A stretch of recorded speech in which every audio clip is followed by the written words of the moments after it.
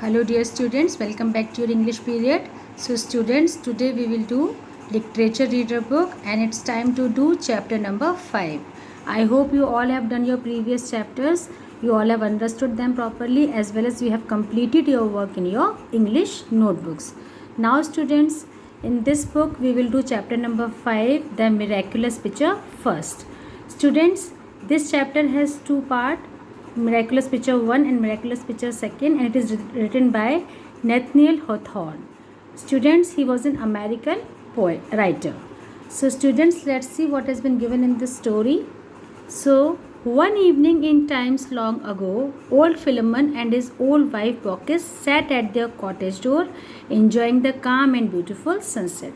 So long years back, old Philemon and his wife Baucis, they were sitting at the door of their cottage and they were enjoying the beautiful sunset.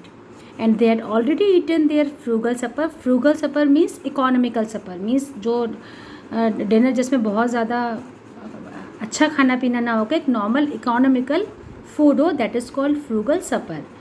And intended now to spend a quiet hour or two before bedtime. And after having a supper, they need to go to bed, but before going to bed, they started sparing 2 or 3 hours outside of their cottage. So they talked together about their garden, their cow, their bees, and their grapevine which clambered over the cottage wall on which the grapes were beginning to turn purple. So they started talking about the things they were possessing, like about their garden. They were having a garden, a small garden. They were also having the cows. They were also having some honeybees, and a grapevine was also clambering over the wall of their cottage. And they were ripened now, and they were ready to be eaten. But the rude shouts of children and the fierce barking of dogs in the village nearby grew louder and louder until at last it was hardly possible for Baucis and Philemon to hear each other speak. So suddenly what happened? The fierce barking of dogs as well as the rude shouts of the children started coming from near the village, and it was getting louder and louder, and Baucis and Philemon, who were talking to each other, they were unable to listen each other properly. Then, "Ah, wife," cried Philemon, "I fear some poor traveller is seeking hospitality among our neighbours yonder, and instead of giving him food and lodging, they have set their dogs at him as their custom is."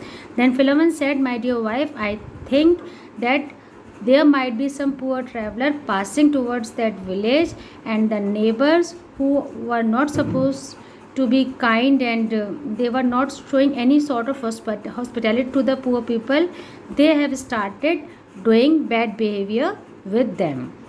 "Well a day," answered old Baucis, "I do wish our neighbors felt a little more kindness for their fellow creatures. They only think of bringing up their children and negatively encouraging them when they fling stones at strangers." Then Baucis started saying that their neighbors are not kind people, and they don't bringing up their children in a positive way. Rather, they are raising them by bringing negativity in them. They are encouraging them to fling stones at the strangers. वो पत्थर मरवाते थे अपने बच्चों से अगर कोई भी गरीब ट्रैवलर वहाँ पर आ जाया करता था. "So those children will never come to any good," said Philemon, shaking his white head.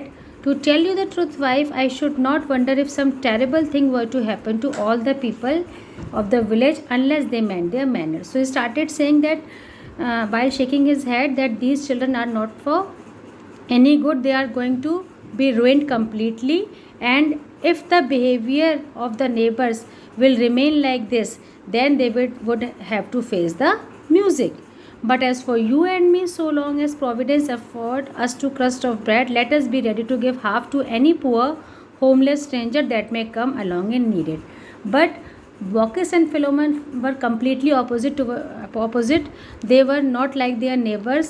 They used to be very kind people. They were very kind hearted, and they always offer the food to the one who came to their house. जो भी उनके घर पर आता था उनको वो बहुत अच्छे से ट्रीट करते थे.